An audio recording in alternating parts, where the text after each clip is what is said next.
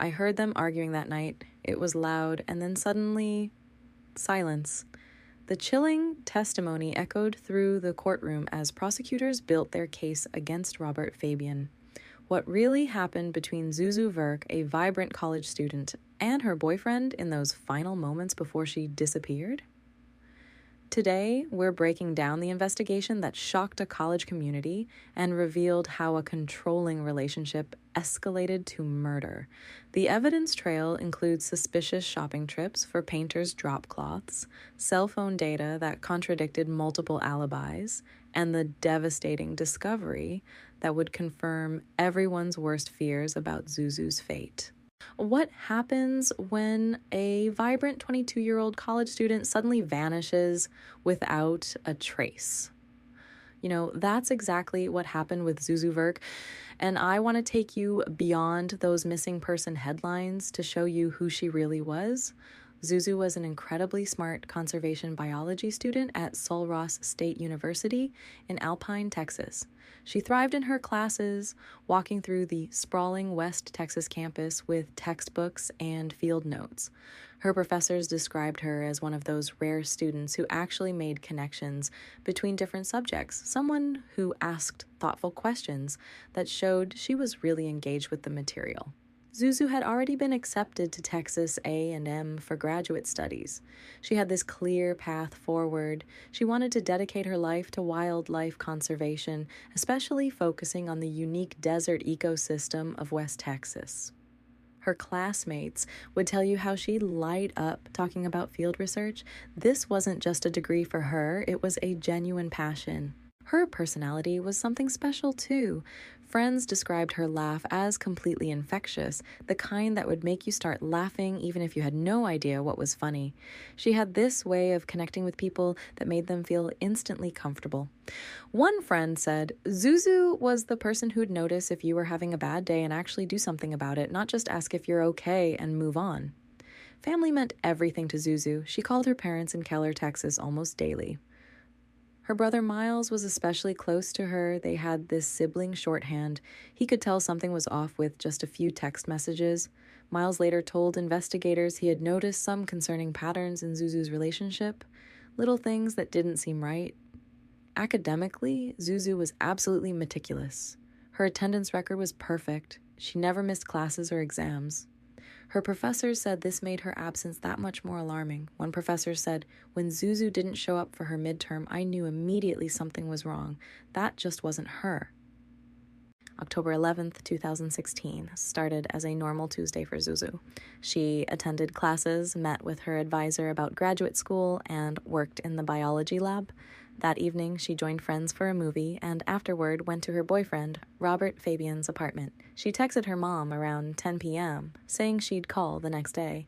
Nobody could have known that would be the last time her family would hear from her. What makes this heartbreaking is how much potential Zuzu had.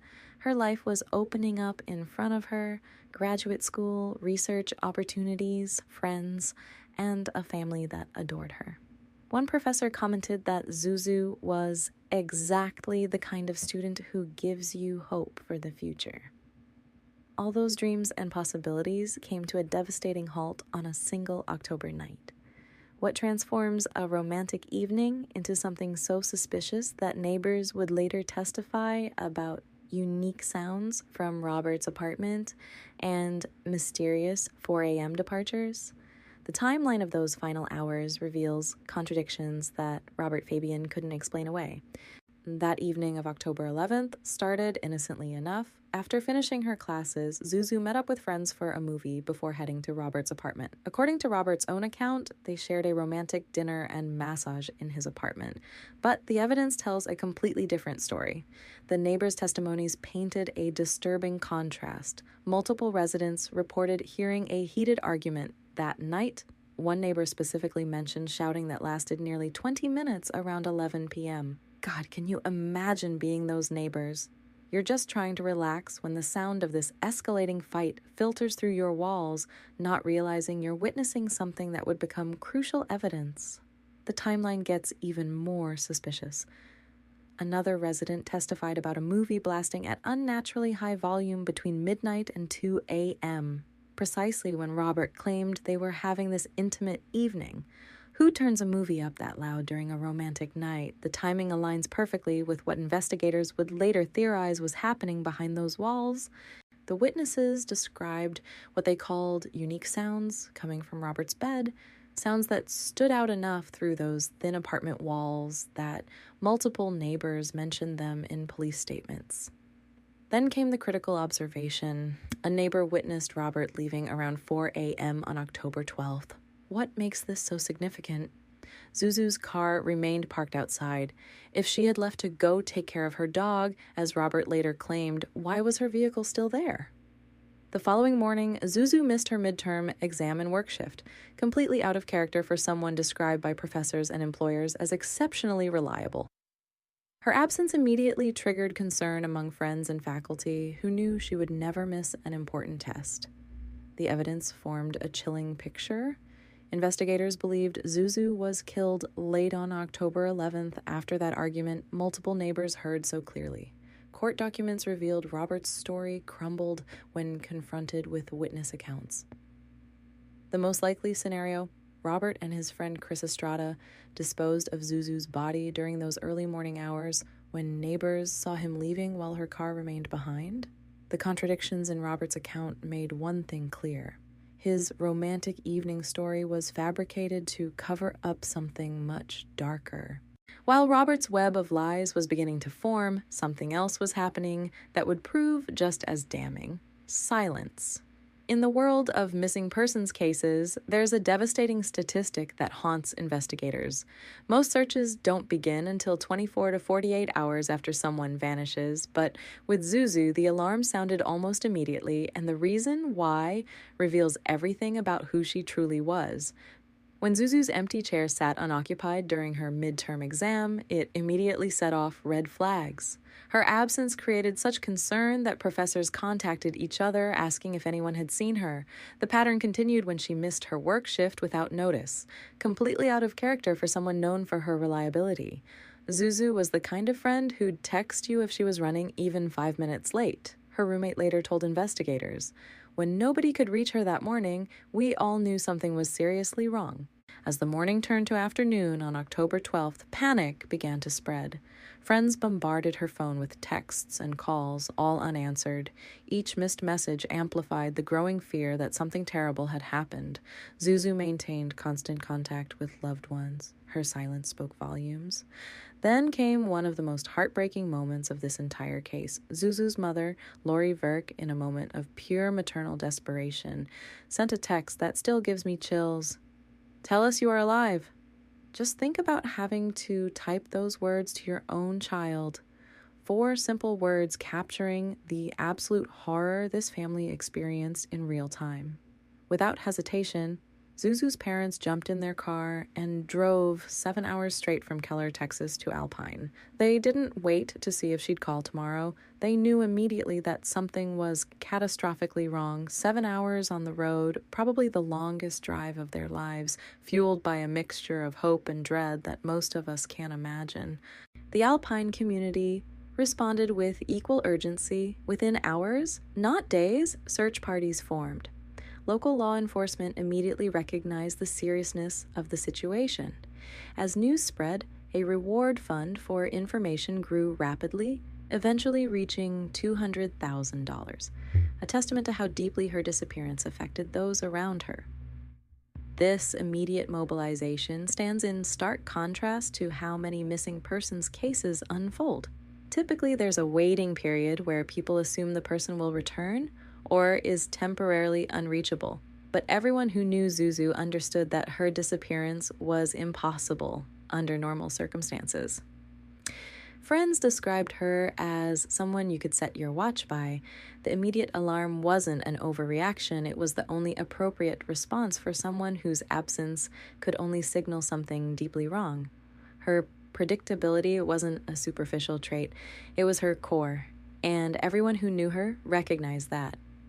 As everyone frantically searched for Zuzu, one person's behavior stood out like a glaring red flag: her boyfriend, Robert Fabian. You know how they say criminals often reveal themselves through their own actions? Well, Robert's response to his girlfriend's disappearance couldn't have screamed suspicious any louder if he'd tried. When investigators first questioned Robert about Zuzu's whereabouts, he offered what seemed like a straightforward explanation. She had left his apartment sometime between 2 and 3 a.m. on October 12th to take care of her dog.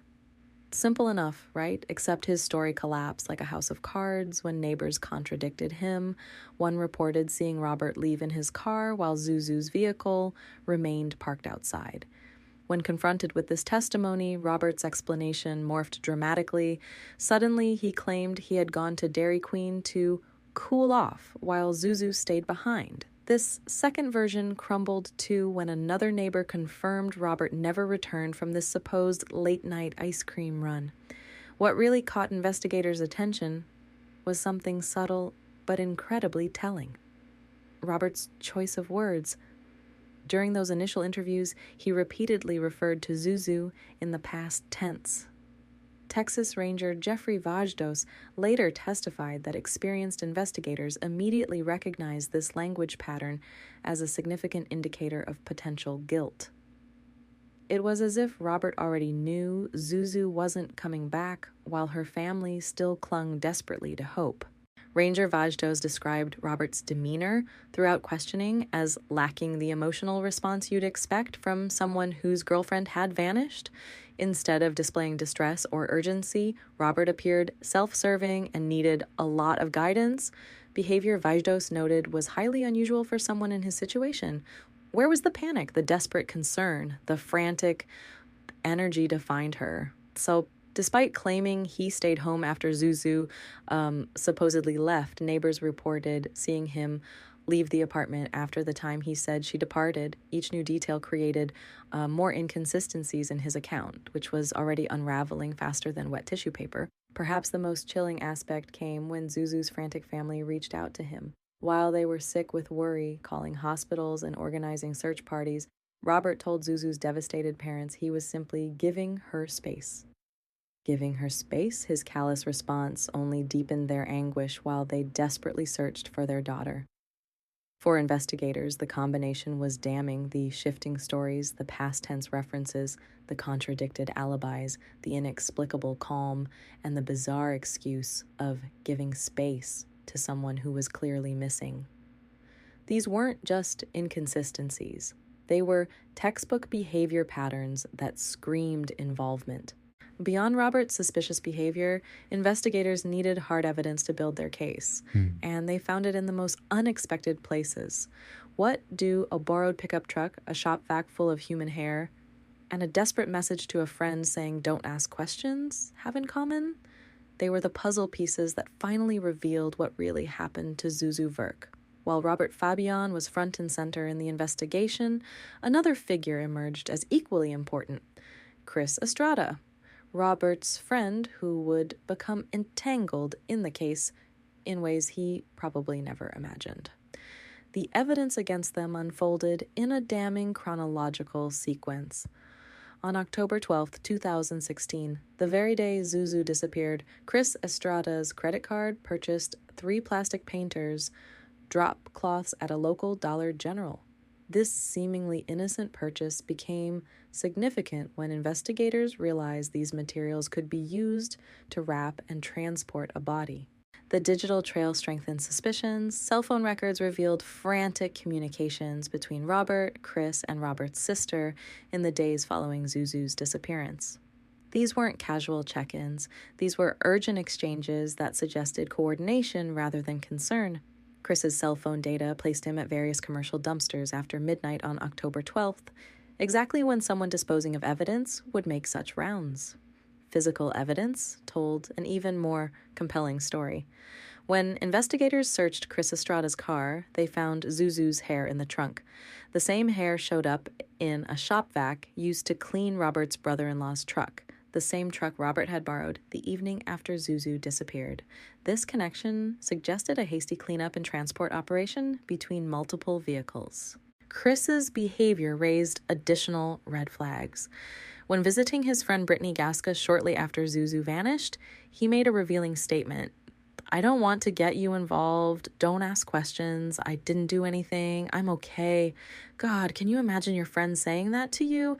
It's the kind of statement that tells you they know something terrible has happened. When investigators searched Robert's apartment, they discovered his bed had no sheets or pillowcases. Combined with the hair evidence and missing bedding, this painted a horrifying picture of what likely happened in that apartment the night of October 11th. The evidence created a clear sequence: an argument in Robert's apartment, Zuzu's death, a panicked cleanup involving Chris, and disposal efforts using borrowed vehicles and materials specifically purchased to conceal a body. Honestly, it's like they followed a checklist of what guilty people do when trying to cover up a crime. What makes this case so frustrating is how these individual pieces of evidence existed in plain sight. A credit card transaction, cell phone pings at dumpster locations, borrowed vehicles, missing bedding, but it took meticulous detective work to connect them into a coherent picture of what happened to Zuzu. For nearly 4 months, the search for Zuzu Verk transformed the small town of Alpine, Texas, into ground zero for one of the most intensive missing person operations the region had ever seen. All that evidence pointed toward Robert's guilt, but one crucial piece was still missing: Zuzu herself. What would it take to finally find her? The answer came from an unexpected place. When a Border Patrol agent noticed something unusual that thousands of searchers had somehow missed. February 3rd, 2017 marked day 116 of the search. The Verks had relocated from Keller to Alpine, living in limbo while the entire community rallied around them, with search parties combing through miles of rugged terrain in Brewster County. On that February morning, Border Patrol agent Jared Maynard was conducting a routine patrol through Sunny Glen Canyon, an area northwest of Alpine. The canyon stretched before him, a rugged landscape of weathered rock formations and tangled vegetation. As he moved through the scrubby terrain, something caught his eye: a small depression in the ground about 3 to 4 feet wide, with a piece of plastic visible through the cat claw and brush. Approaching closer, he discovered what everyone had feared: partially exposed in the shallow grave was a human skull.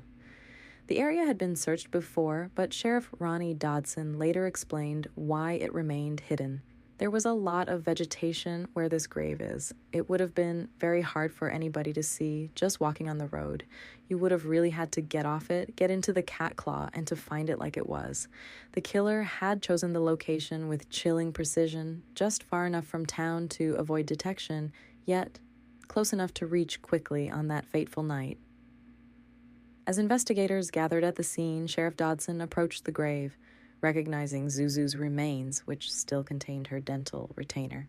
He spoke in a moment of raw humanity that revealed the emotional weight of the case. "Hello, Zuzu. My name's Ronnie Dodson, and I've been looking for you." Zuzu's body had been wrapped in thin plastic sheets, identical to the painter's drop cloths purchased at Dollar General the day after her disappearance. This discovery confirmed what investigators had suspected. Robert and Chris had meticulously planned to conceal evidence of what happened that night. If the grave itself revealed the calculated nature of the crime, the location wasn't random. It was strategically selected because the dense vegetation would conceal a grave even from trained searchers. In a cruel twist, the well-concealed site had gone undetected until Agent Maynard's chance discovery, despite being in an area previously searched by volunteers and professionals alike. Finding Zuzu's remains was just the beginning of uncovering the truth. What actually happened on that October night, and why?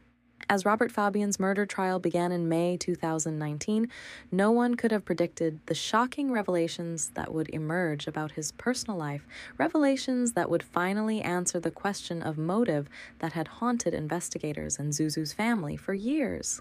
From the beginning, Robert maintained his innocence, pleading not guilty to all charges. But this facade crumbled dramatically when his former cellmate Roy Roman took the stand.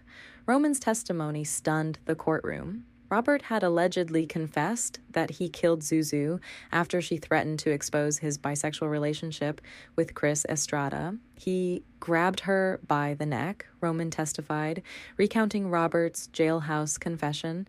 According to Roman, Robert described how Zuzu fell during their argument and later expressed remorse, saying he didn't know if he broke her neck or choked her out. This wasn't a heated argument gone too far. This was a desperate attempt to keep a secret. The revelations continued when Chris Estrada, who had helped in the aftermath of Zuzu's death, corroborated this account. Estrada testified that Robert admitted to choking Zuzu until she stopped breathing. God, can you imagine hearing that from someone you considered a friend? According to Estrada, Robert had reached out because Zuzu's body was too heavy for him to handle alone, though Robert had referred to what happened as an accident. Medical examiner Dr. Stephen Lenfern's testimony destroyed any notion of accident. His devastating timeline showed that strangulation takes approximately 3 to 5 minutes to cause death. Hardly accidental, Dr. Lenfern explained. Those minutes represented a deliberate choice to continue even as Zuzu struggled and showed signs of distress resembling hyperventilation. Despite decomposition limiting visible trauma, the autopsies still pointed to homicidal violence as the cause of death, with experts suggesting suffocation or strangulation. Perhaps most heartbreaking was Miles Verk's testimony about his sister's relationship. Miles revealed that Zuzu often came home crying about Robert, describing him as extremely jealous, and sharing how concerned she had been about their relationship dynamics. This controlling pattern continued until her death. What appeared normal was revealed through testimony to be something much darker, a relationship marked by possessiveness and emotional manipulation that ultimately led to deadly violence. The truth that emerged during those tense court days confirmed what investigators had suspected. Robert Fabian had been living a double life. His relationship with Zuzu existed alongside a secret relationship with Estrada, a secret she had discovered and threatened to expose, becoming the trigger for unthinkable violence. After days of damning testimony and revelations about Robert's double life, the jury needed just 3 hours to determine his fate. I mean, think about that for a second. 12 strangers unanimously decided someone's guilt in less time than it takes to watch a movie. That's how overwhelming the evidence against Robert Fabian truly was. The courtroom fell into a heavy silence as the jury filed back in. You could practically feel the tension radiating from Zuzu's family. This moment would either bring them a measure of closure or compound their grief. When the verdict was finally read aloud, guilty of murder and guilty of tampering with evidence, a collective exhale seemed to ripple through the room. The jury's verdict delivered a powerful message. Robert's actions were intentional and knowing. They saw through every excuse and lie, confirming this was deliberate murder. During the sentencing phase, Zuzu's father Glenn delivered testimony that brought many in the courtroom to tears. "I don't know if I can describe Zuzu completely," he said, his voice breaking with emotion, "but I know she touched a lot of lives. The world has lost a special person, and I am so proud of who she was." God, can you imagine having to summarize your child's entire life in a courtroom statement? The weight of those words, the finality of them, it's devastating. Robert received life in prison plus an additional 20 years for tampering with evidence. Life, that's what he took from Zuzu, and that's what the justice system took from him in return. As for Chris Estrada, Robert's friend who helped after the murder, he ended up pleading no contest to tampering with evidence and received a significantly lighter sentence, partly due to his cooperation with authorities. The verdict's impact rippled throughout Alpine. In this tight-knit community, you could sense the collective relief, not happiness, but acknowledgement that justice had been served.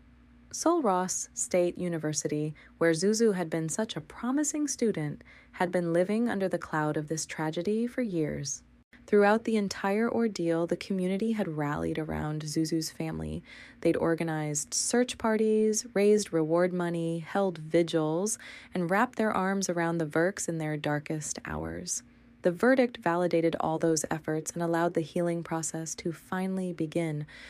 For Zuzu's family, no punishment could ever truly be enough. No sentence could bring back their daughter, their sister, their loved one. But there's something to be said for the clarity of justice. The official recognition that what happened to Zuzu was wrong, that Robert Fabian was responsible, and that he would spend the rest of his life paying for what he did. As Zuzu's story concludes, relationship violence demands our attention. It builds gradually, with warning signs we must recognize. Robert's extreme jealousy and possessiveness weren't love, but dangerous red flags. So are isolation attempts, constant monitoring, excessive texting, and belittling comments that erode self-worth. Zuzu's experience reflects a troubling reality. 1 in 4 women will experience severe physical violence from a partner. If her story feels familiar in your own relationship, please know that reaching out saved lives like Maya's, who found safety through a crisis hotline. You deserve safety, respect, and freedom from fear.